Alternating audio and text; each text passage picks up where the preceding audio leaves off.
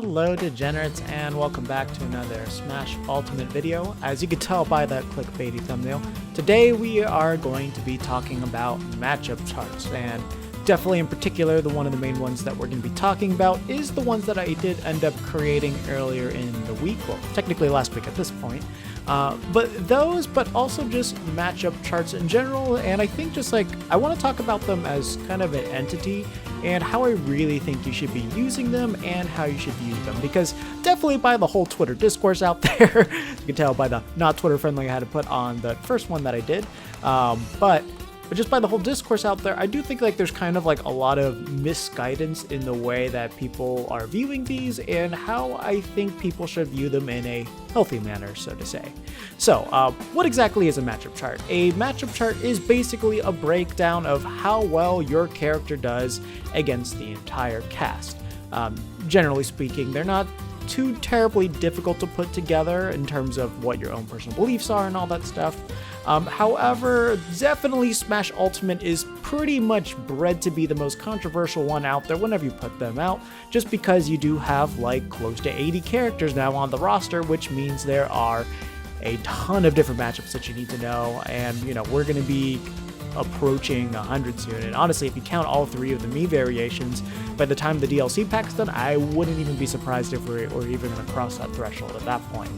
So, with that said, there's always going to be a lot of different intentions with these charts and just a lot of different things as well. But I think this is my personal take on what you should view matchup charts as. So, definitely the matchup chart, if it was the most objective, like, based thing in the entire world, then basically somebody could create a chart and it would be accurate to everybody. However, that's never going to really be the case unless you do certain things. With matchup charts, the one way that you could definitively do a quote-unquote accurate depiction of a matchup chart is if you did look at win-loss ratios between these characters at tournaments, and then you kind of put them into like a generator that could spit out what the matchups are and how often each character wins and won. While, you know, that can be great and all, there's always going to be a lot of inconsistencies with those, and it may not paint the whole picture. For example, obviously, one of the main ones we'll be talking about is going to be Duck Hunt, where Duck Hunt is a very weird and obscure character, and basically nobody knows how he works. So whenever someone's going to be talking about Duck Hunt, way more than half the time, they're gonna just kind of be misinformed when they're talking about him. They're going to say things that just aren't true, conceptually misunderstanding things, or not really understand all the complexities that go with them. And if they point to tournament results, it might be their local Duck Hunt main that goes 0-2 at the tournaments and be like, see, this character's bad and all that stuff. However, of course, Duck Hunt is also one of those rare characters where, you know, our players that do play him, they do really, really good. For example, Rido has had perfect attendance for Evo within Smash Ultimate. And I think, like outside of like a few other players and whatnot, I don't think anyone else can really say that, because I don't know if there were any. I don't think there were any players that were both present at Evo and Evo Japan that also made top 8. I have to go back and double check. I think Zachary was the other one, but I forgot if he got eliminated top 8 or right there. But either way, regardless of that point, you know, there really aren't too many characters that can lay claim to that. As well as we do have some other Duck Hunt mains that do really good with their own region. We got Wisdom, we had Ozone for a while, and then also there's Zayn / Apollo, however you knew them before, also doing really, really good in New York as well. So, and then also even in Europe too, we now have Paint doing really, really good over in his region. So there are pockets of good Duck Hunt players, but they generally aren't traveling enough to at the big majors and regionals to really make much of an impact, you know, outside of Rido really being the main one that's going to all these events. So because of that, you're going to have a huge scarcity, and of the numbers that you do have for him, you're going to get a lot more just low-level players or people that don't really fully understand how to play the character. And if you do a database matchup thing, it's not going to really tell an accurate story of what that matchup's going to be like. So for those reasons, even if you do try to go by a data analytics side of how you want to gather these matchups to make the most objective-based tier list in the world, it's still going to kind of fall short for what could actually be the reality of the situation. Now, if you want to talk about like what's current in the meta and all that stuff, I don't think that's a bad way to go about it, and I'll definitely talk about that reason why right now, actually. So this was the initial tier list that I posted. If you guys did watch my tier list maker videos I did, 2 parts, check the little box right here if you want to see what those look like. But this was the initial one that I made. And with making this is assuming that both players know how to use their tools to their fullest advantage, and these are kind of the options that they have available to them, and this is what I came up with. So as you can see, the matchup spread for Duck Hunt is very, very, very good. However, there are some key takeaways that a lot of people greatly misunderstand with this list, and why, despite him having a really, really good matchup chart, I still think he's like within like the top 25 to 20 range. Well, you might look at this and say like, wow, you're crazy and all that stuff. Let me explain.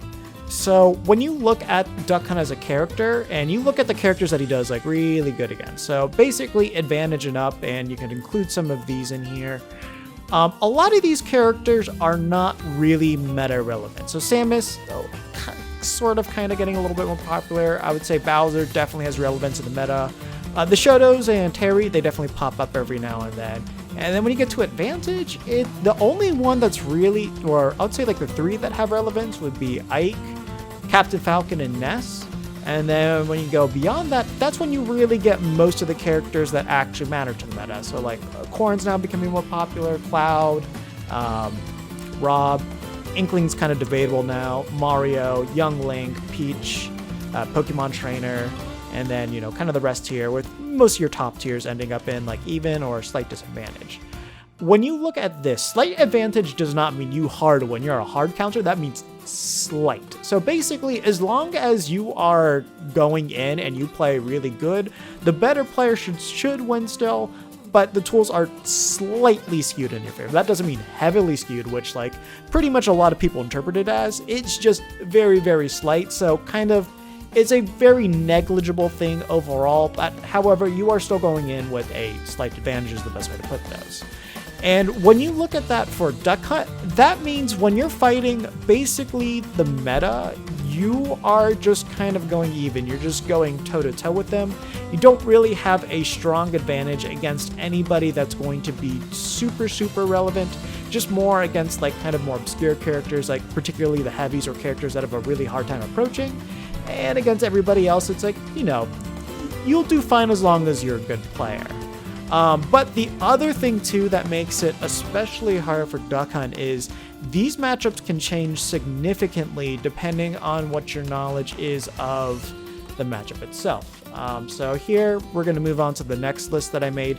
This is the one that I felt was a little bit more reflective of the current meta that we're in, but I've actually made some slight adjustments to this one, which we'll go to right after this, where this one, it's like, this is generally how most good Duck Hunt players feel about a lot of these matchups. It kind of aligns up more with this, but now let's go to the website itself so we can make some active changes in here, should we need to and all that. So for example, if we're going to talk about matchups where your character knowledge, it will kind of make or break it, King K Rool is easily one of them. So with the King K Rool matchup, as a Duck Hunt player, if you do not know what you're doing in this matchup, this becomes an even matchup or even slightly in King K Rool's favor, just because of how good his anti-Duck Hunt technology is and how good his punish game is on Duck Hunt, because Duck Hunt is extremely light. And when you have like armor and all those things, the can out doesn't really matter as much, just because he's just going to kind of go right through it and then just like kind of send you into oblivion from there. So if you don't know how to play this matchup and somebody puts King K Rool as like even or slight disadvantage, that's how you know that, hey, they might need some work on this matchup, but there's a good way that you can kind of come to a conclusion by just having a discussion with them. The way that I think you should view matchup charts, and why I think it's kind of good for everybody to do it themselves, is just because it's kind of a reflection of what you understand about your character and what you understand about the game. So definitely for everybody here that's watching this, especially if you're a Duck Hunt main, I would highly advise you make up a matchup chart and answer everything as truthfully as you possibly can with your own experience. If you have no experience with a character, just put them in like an unknown category or the clone category, whatever you decide to do, just so you'd be like, you know what, I know literally nothing about these characters, I don't even want to talk about it, so I'm not even ready to have that discussion yet. And then kind of figure out where you are, and then I would say compare it to the tier list that I have made.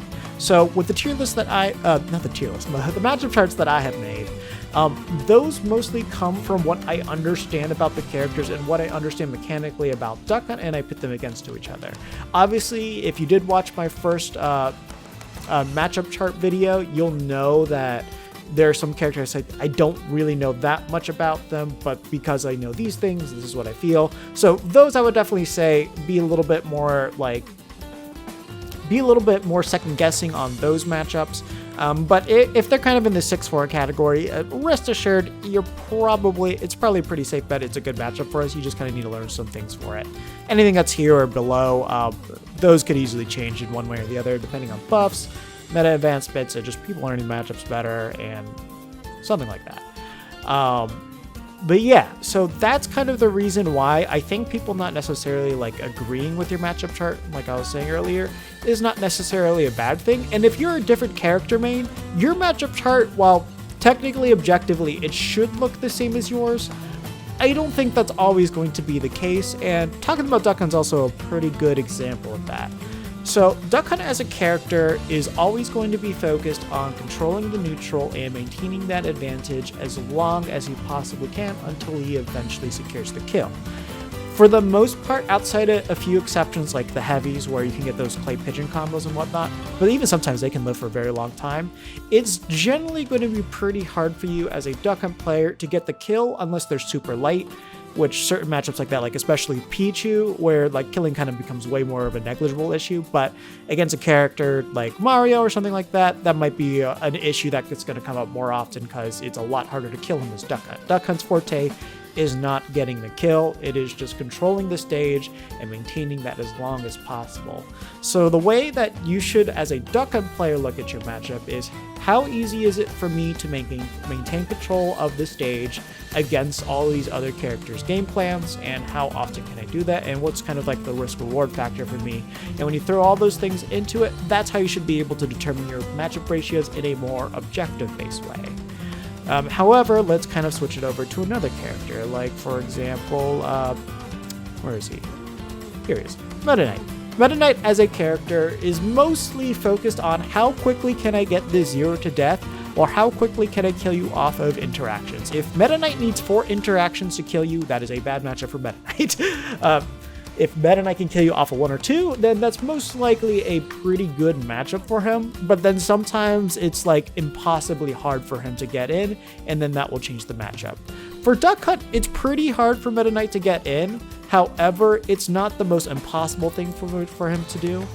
Duck Hunt's setup is pretty fast, all things considered, with how much he's able to cover with all those things, but I do feel like Meta Knight has just enough speed and just enough mix-up with his air camping, dimensional cape, and his just overall good dash speed on the ground, that it's not impossibly hard for him to get in. And especially if he gets like the first stock, when you get back from the Angel platform, it should be pretty hard for him. But if he gets that first one, it's going to put him in a much better scenario where he can be a lot more careful about how he goes in, and it should be a little bit easier for him to create pressure in terms of just like kind of keeping you off your back, especially when he comes back from the Angel platform and all that stuff. But like if he's solely focused on like how many openings can I get and how easy do I feel it is, his matchup chart might look quite a bit different compared to other people that might rank Meta Knight and how easy it is for them to fight them out. You know, Captain Falcon's kind of another one of those examples too, where it's like his neutral is not really the greatest. Sometimes his dash will work really well against certain characters, but like some other ones, it's just like really hard for him to get in. And you know, for the most part, I think those people that make it just like almost impossible for Falcon to get in and just can edge guard him really nicely, they'll probably put him as a bad matchup, and hopefully Falcon players will put him as a bad matchup too. But if Falcon players feel like, you know, I lose 90% of the time, but I'm pretty confident I can get like that 10% to just like kill them pretty often, they might put it as an even matchup or even slightly favorable matchup as well, just because they might feel like, okay, they don't kill me fast enough, so I feel like I have enough tries to get in and do it, and that will kind of define how they will set up their own matchup chart.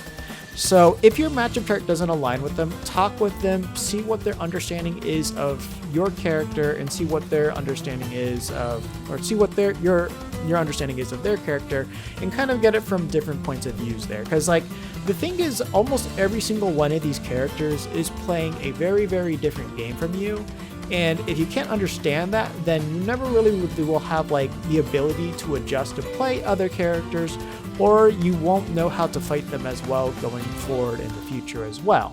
So I think being able to have those discussions in like a nice, healthy way is a very, very good thing to have, and it can only really help the meta from there. And, you know, I do think just like kind of having this diversity in thinking will overall just kind of benefit everybody. So like, you know, all those characters that are focused on hard punishes, like, you know, I wouldn't really put Falcon in the same category, but like, you know, the Ken, Ryu's, Terry's, and then even to like a slight degree, like Doc's kind of on the same level since they're all kind of slow and they're just focused on like big hard-hitting punishes and all that stuff. They might be able to like kind of figure out strategies that might work between each other and be like, hey, this is kind of a weakness they have in their neutral, and this is why we think it's pretty good for us, while the person that has a really good neutral that keeps them out forever might say, no, this is kind of why it's bad for you guys. But I don't think looking at them from either point of view is objectively wrong. The only real time that you can bring objectivity into the actual ratios themselves, if you do decide to put those in there, is if what was the performance in tournament over an aggregate.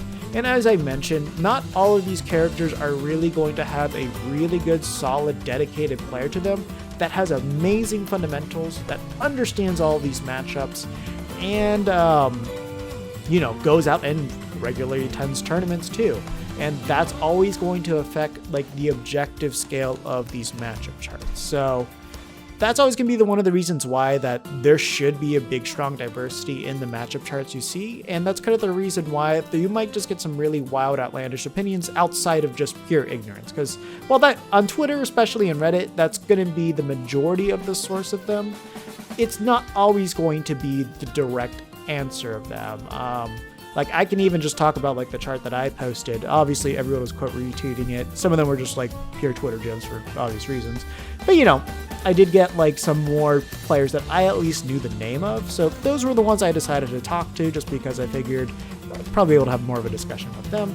And they were pretty much able to understand kind of eye to eye why I was talking about these things. And while despite the matchup chart looking good, I still think he's a top 20 to 25 character. And they kind of understood that. For those of you guys that missed that discussion and you want like that breakdown, this is going to be it for you. So overall, I did mention already the meta aspect of most of the characters that you do really well against as Duck Hunt aren't really super meta relevant outside like a few couple ones. And most of them are going to be kind of even. But as I mentioned, even in these 6-4s, there are some secret killers in here that if you don't know how to fight them, you can just get obliterated. A good King DDD, and I have to emphasize a good King DDD. If you don't know how to fight that, they can definitely make this like way more even than you would expect. Just because like, you know, the disjoint helps a lot with dealing with the can. It helps a lot with the edge guarding, because if he gets a duck off stage, you can kind of be dead. And if you don't know how to fight the air camping, even neutral can be a little bit tricky. And now that he has like the reflector as well with the inhale, that matchup is actually a little bit different than it was in Smash 4. And Smash 4, it honestly wasn't as bad for him as you'd initially think. It's just mostly that the DDDs that you encounter are just really bad players. That's kind of the reality of that. Luigi, not good in this matchup at all. Has a horrible, horrible time getting it. But if he gets one grab on you, you die. And if you don't play that matchup that way, then Luigi's going to have a much easier time against you. Like, one issue that you always see with low-level Duck Hunts is if they don't know it's a matchup that you need to stay like away from them at all times, then they might rush in, and that rushing in might lead to that one opening that just gets you killed. And some of these characters are just going to kill you off of one opening, so you always need to remember those sorts of types of things.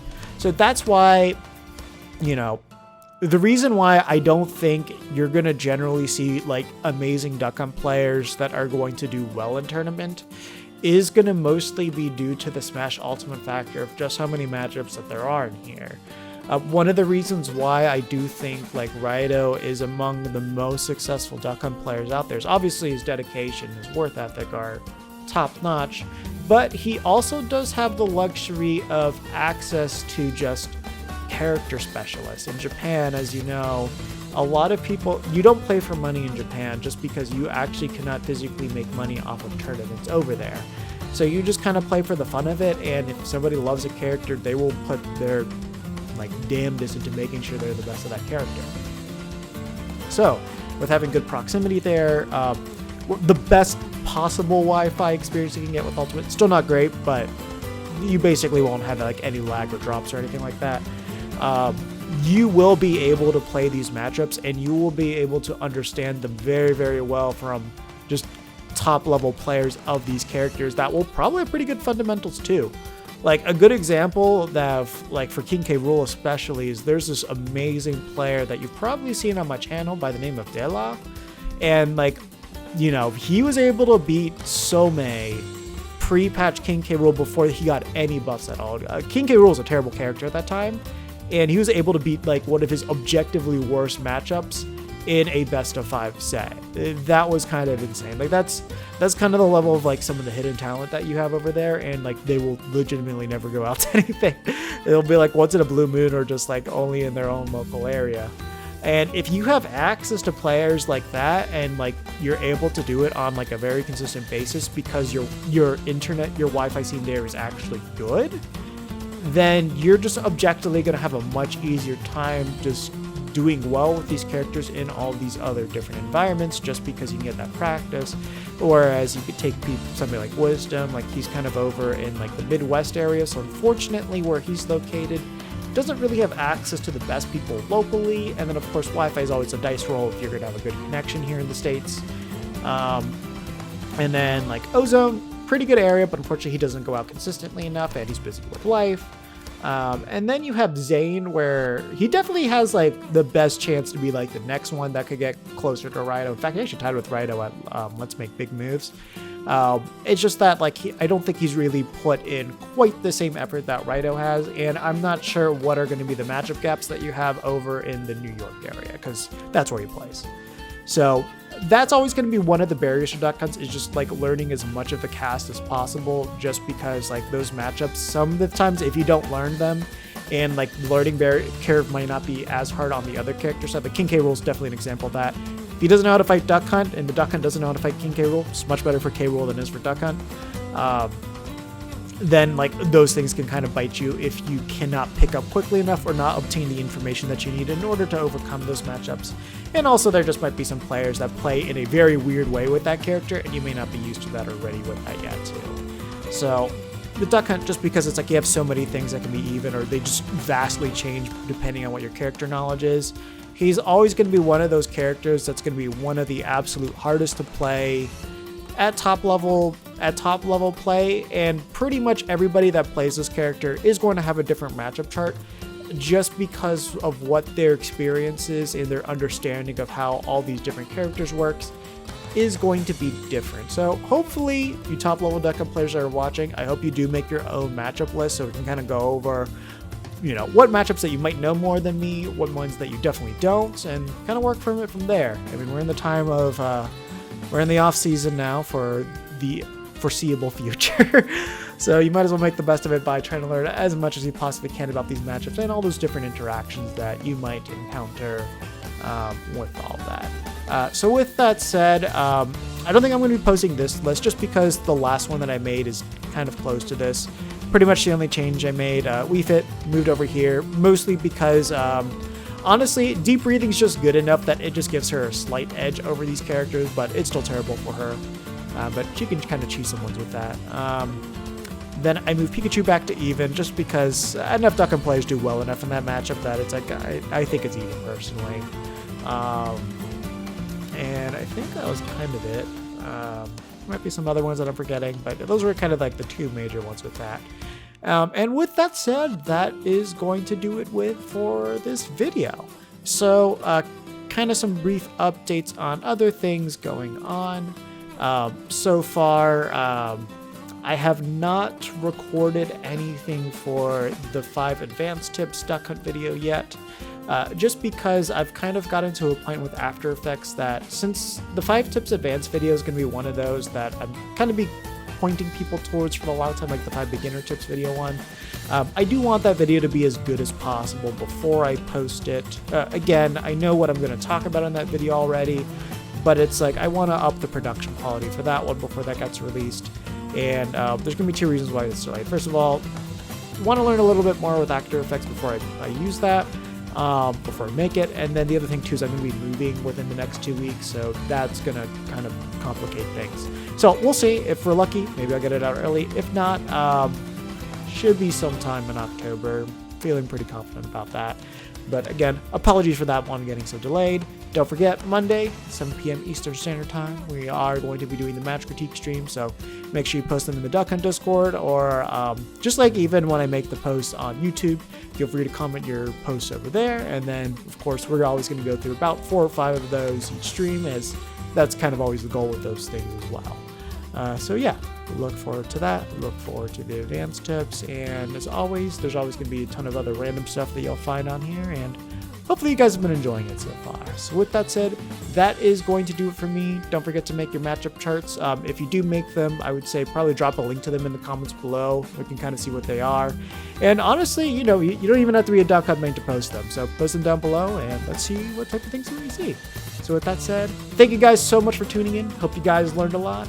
And with that said, take care of yourselves until the next one.